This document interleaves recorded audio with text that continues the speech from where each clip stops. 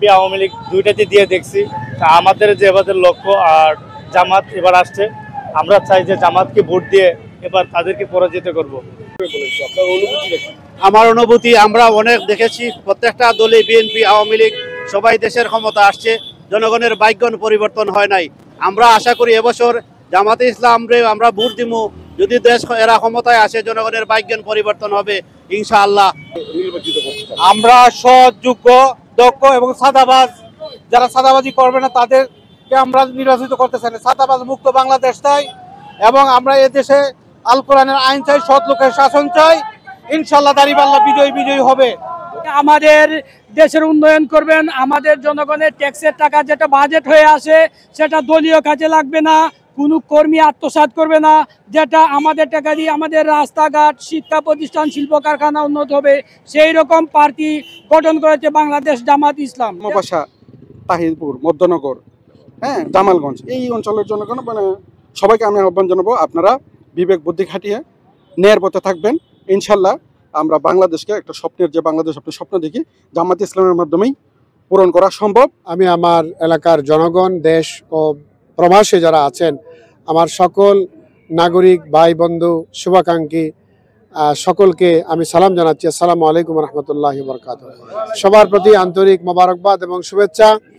আমি যে বিষয়টা বলতে চাই সেটা হচ্ছে আমাদের দেশে একটা মৌলিক পরিবর্তন প্রয়োজন। এই দেশ 54 বছরে যেভাবে শাসিত হয়েছে, সেখানে দুইটা জায়গায় পরিবর্তন না আনতে পারলে এই দেশকে আমরা কাঙ্ক্ষিত উন্নয়ন আমরা করতে পারবো না। একটা হলো দেশকে পরিচালনার নীতিতে পরিবর্তন আনতে হবে। এতদিন দেশ পরিচালনা হয়েছে আমাদের বিভিন্ন আপনার বস্তুতান্ত্রিক মতাদর্শের মাধ্যমে।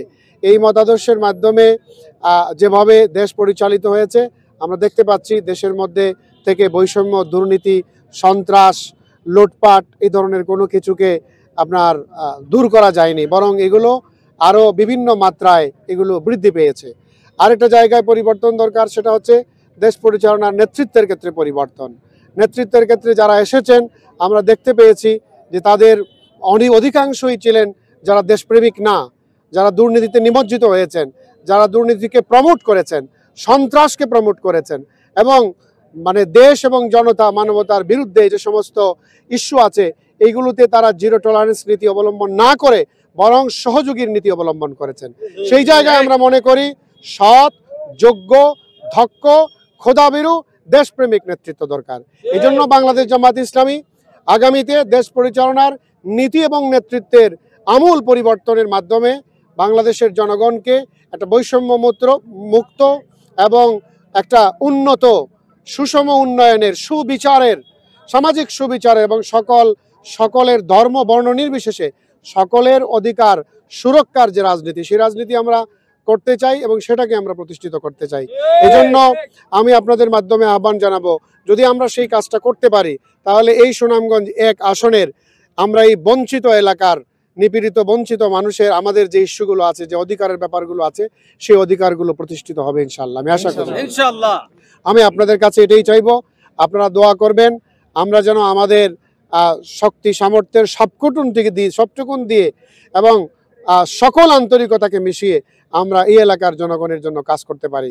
আমি সেটাই দৃঢ় প্রতিজ্ঞা ব্যক্ত করছি আপনাদের সামনে এবং আমার সমস্ত জনগণের শুভাকাঙ্ক্ষীদের কাছে আমি সেজন্য দোয়া চাচ্ছি। আপনাদের সবাইকে ধন্যবাদ।